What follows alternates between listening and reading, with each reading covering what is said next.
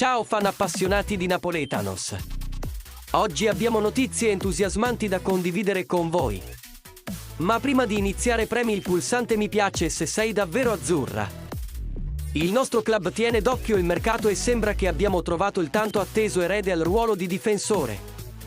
Secondo le informazioni del profilo Twitter Corinthians Noticias, il Napoli avrebbe acquistato il talentuoso difensore brasiliano Murillo per circa 18 milioni di euro. Questo promettente rinforzo è in arrivo per il nostro caro Napoli e l'aspettativa è che arrivi ad aggiungere forza alla squadra di Rudi Garcia. Murillo sarà una preziosa aggiunta alla nostra squadra e il suo talento sarà sicuramente il benvenuto nel settore difensivo. Ma, come tutto nel calcio, ci vuole un po' di pazienza. Murillo si unirà agli azzurri e allenerà Garcia solo alla fine dell'anno solare.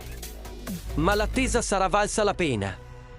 Attendiamo con ansia l'arrivo di questo promettente difensore brasiliano e speriamo che porti tanti traguardi al Napoli. Lascia un like se sei entusiasta di questa fantastica notizia.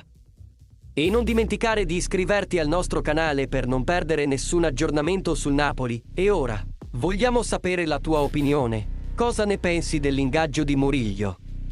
Credi che sarà una grande aggiunta alla nostra squadra? Lascia i tuoi commenti qui sotto e tifiamo insieme per il successo del Napoli. Alla prossima volta. Fan. Forza Napoli sempre!